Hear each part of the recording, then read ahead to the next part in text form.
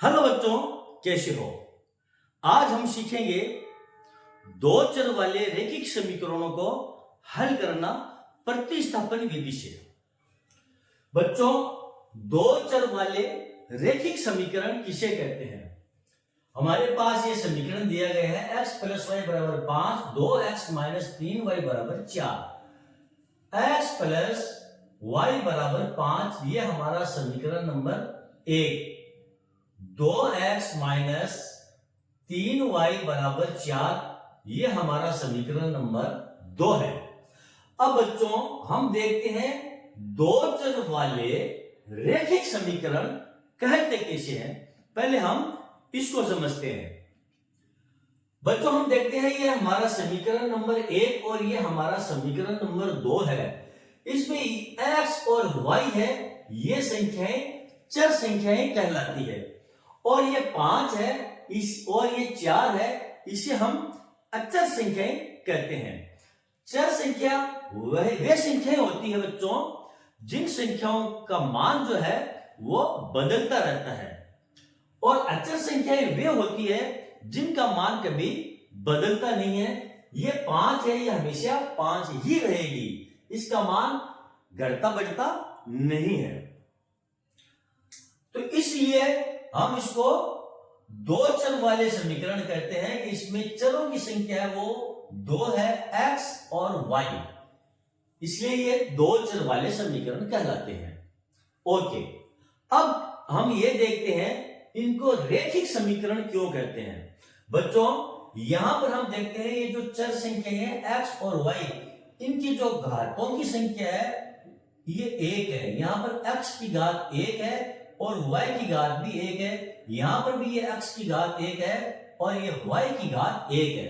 इसलिए इन समीकरणों को हम रैखिक समीकरण कहते हैं, यानी वे समीकरण जिनमें घातों की जो संख्याएं होती है वो 1 हो तो वह समीकरण रैखिक समीकरण कहलाते हैं। ओके बच्चों, चलो अब हम हमारे इस समीकरण को हल करते हैं प्रतिस्थापन विधि के द्वारा। प्रतिस्थापन विधि क्या होती है बच्चों? या तो हम ये हमारा जो समीकरण नंबर 1 है इसको हम प्रतिस्थापित कर दें समीकरण नंबर 2 में, यानी यहां से हटा करके इसको हम 2 में शिफ्ट कर दें, या हमारा ये जो समीकरण नंबर 2 है इसको यहां से शिफ्ट कर दे समीकरण नंबर 1 में। तो इस विधि को हम बोलते हैं प्रतिस्थापन विधि। ओके बच्चों, समझ में आ गई प्रतिस्थापन विधि किसे कहते हैं। अब हमें इस समीकरण को हल करना है, तो हम या तो समीकरण नंबर हमारा जो 1 है इसको हम इसमें प्रतिस्थापित कर दें, या हमारा ये जो समीकरण नंबर 2 है इसको हम समीकरण नंबर 1 में प्रतिस्थापित कर दें। अब बच्चों समीकरण नंबर 1 जो है इसको प्रतिस्थापित करना आसान है। क्यों? ये बिल्कुल सरल है। इसमें x प्लस वाई बराबर 5 दिया गया है, इसमें ज्यादा माथापच्ची वाली बात नहीं है। यदि हम समीकरण नंबर 2 को 1 में प्रतिस्थापित करते हैं तो इसमें देखो 2 और 3 और इसमें माइनस का भी चिन्ह है, तो इसको इसमें प्रतिस्थापित करना थोड़ा मुश्किल है, इसलिए हम हमारे समीकरण नंबर 1 को ही लेंगे। तो हमारा समीकरण नंबर 1 क्या है? x प्लस वाई बराबर है 5। इसमें या तो हम x का मान निकालेंगे या फिर हम y का मान निकालेंगे। यदि हम x का मान निकालते हैं तो y को हम इस साइड में ले जाएंगे, तो ये हो जाएगा x बराबर 5 माइनस वाई। और यदि हम y का मान निकालते हैं तो ये हो जाएगा y बराबर 5 माइनस x। ठीक है, अब चाहो तो आप x का मान निकाल सकते हो, चाहो तो आप y का मान निकाल सकते हो। हम यहां पर x का मान ही निकालेंगे। अब हमारे पास ये x बराबर 5 माइनस वाई प्राप्त हो चुका है इस समीकरण नंबर 1 से। यह हमारा समीकरण नंबर बच्चों हो गया 3, इसको हम समीकरण नंबर 3 नाम दे देते हैं। अब ये जो समीकरण नंबर 3 है, x का जो मान, इस मान को हम समीकरण नंबर इस 2 में क्या कर देंगे? प्रतिस्थापित कर देंगे, ट्रांसफर कर देंगे। ठीक है, कैसे करेंगे? सबसे पहले हम समीकरण नंबर 2 में ये जो 2 है इसको उतार लेंगे। अब x का मान हमने कितना लिया था? x बराबर हमने 5 माइनस वाई दिया था, तो x की जगह हम 5 माइनस वाई को रख देंगे। इसको रखेंगे हम कोष्टक में, 5 माइनस वाई, ये किसका मान हो गया, ये इस x का मान हो गया है, माइनस 3y, इसको जैसा है वैसा ही उतार देंगे, बराबर ये 4। ओके बच्चों, यहां तक ये हमने मान जो है x का इसमें उतार दिया और हमारे पास ये इक्वेशन अब प्राप्त हो गई है।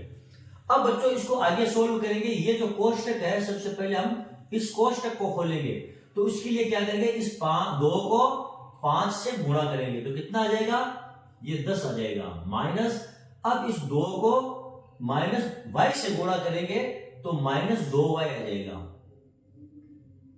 माइनस ये 3y और बराबर कितना है, ये 4। अब हम क्या करेंगे, इसको और सोल्व करेंगे, यानी ये माइनस 2y है और ये माइनस 3y है, इसको हम जोड़ लेंगे तो ये हो जाएगा 10 माइनस 2y और 3y कितने होते हैं, माइनस के 5y, बराबर ये 4।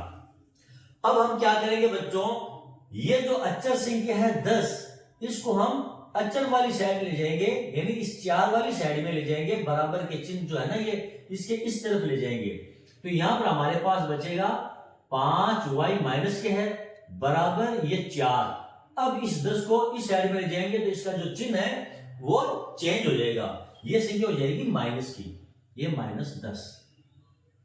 अब ये जो 10 है इसमें से ये 4 को घटा लेंगे तो कितना बचेगा, चलो हम यहां पर कर लेते हैं, माइनस 5y बराबर हमारे पास कितने बचे थे, 4 माइनस ये 10, माइनस 5y बराबर कितने हो जाएंगे, ये माइनस के 6, और y के बराबर क्या हो जाएगा, ये माइनस 6, और ये जो 5 है ये इस 6 के नीचे आ जाएगा, यहां पर ये माइनस है y।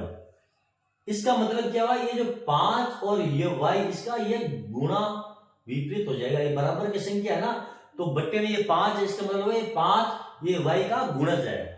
वापस सोल्व करेंगे तो ये संख्या हमें प्राप्त हो जाएगी। ओके बच्चों, अब देखो यहां पर ये माइनस है, यहां पर माइनस है, ये दोनों आपस में कट जाएंगे तो हमारे पास बचेगा y बराबर 6/5। बच्चों ये हमारे पास y का मान हमें मिल गया है, कितना मिला, y बराबर 6/5। इतना हमारा हल हो चुका है। अब हमें ज्ञात करना है इस x का मान। बच्चों जब हमारे पास ये y का मान निकल चुका है तो अब हमें x का मान ज्ञात करना बहुत ही आसान है। इसके लिए क्या करेंगे, ये जो y का मान है y बराबर 6/5, इसको आप चाहो तो समीकरण नंबर 1 में रख दो, आप चाहो तो समीकरण नंबर 2 में रख दो, आप चाहो तो समीकरण नंबर 3 में रख दो, आपका x का मान निकल जाएगा। हम इस y के मान को समीकरण नंबर 1 में रखेंगे।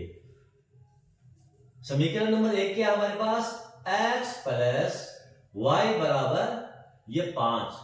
इसमें हम क्या रखेंगे, y बराबर क्या थे हमारे पास, 6/5 को रखने पर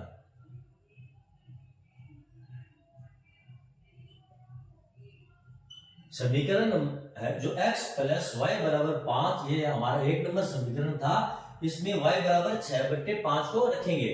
तो कैसे रखेंगे, सबसे पहले ये x है, इसको उतार लेंगे, x प्लस, अब इस y की जगह क्या लिखेंगे, 6/5, क्यों, y का मान कितना था, 6/5, तो यहां पर ये 6/5 बराबर में ये 5, बराबर में ये 5। ओके बच्चों, अब हम क्या करेंगे, ये जो 6/5 है इसको इस तरफ ले जाएंगे, क्यों, ये अचर संख्या है, समीकरण में हमेशा अचर संख्या एक तरफ रहती है और अचर संख्याओं को हम एक साइड में ले जाते हैं। तो ये हो जाएगा x बराबर 5, अब ये इधर जाएगा तो क्या हो जाएगा, ये माइनस का हो जाएगा, माइनस 6/5। अब इसको सोल्व करेंगे तो बच्चों सोल्व करने के लिए इसका हम क्या लेंगे, लघुत्तम लेंगे। ये 5 है ना, इसका मतलब है इसके नीचे भी 1 है, इसके नीचे 1 है, तो इसका लघुत्तम लेकर के और इसको हम सोल्व करेंगे। अब यहां पर छोटी संख्या है इसलिए लघुत्तम लेने की आवश्यकता नहीं है, हम क्रॉस गुणा कर लेंगे तो क्या हो जाएगा, x बराबर, इसको इससे गुणा कर लेंगे, इसको इससे, तो ये हो जाएगा 25 माइनस 6/5 ये 5 बराबर में क्या आ जाएगा, x बराबर आ जाएगा 25 में से 6 घटा लेंगे तो हमारे पास बचेगा 19 बट्टे ये 5। तो x का मान कितना निकला 19 बट्टे 5 और y का मान हमारे पास कितना था 6 बट्टे 5 और y बराबर हमारे पास कितना आ जाएगा 6 बट्टे ये 5। बच्चों ये हमारा आंसर।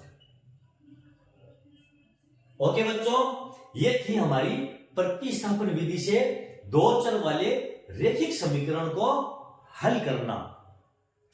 चलो बच्चों, मैं आशा करता हूं आपको ये क्वेश्चन समझ में आ गया होगा। यदि आपको मेरा ये वीडियो पसंद आया है तो आप इसे लाइक कीजिए, आप इसे शेयर कीजिए और बच्चों मेरे चैनल को आप सब्सक्राइब कीजिए ताकि मेरा भी हौसला बढ़ता रहे। ओके बच्चों, चलो मिलते हैं अगले वीडियो में अगले क्वेश्चन के साथ। तब तक के लिए धन्यवाद।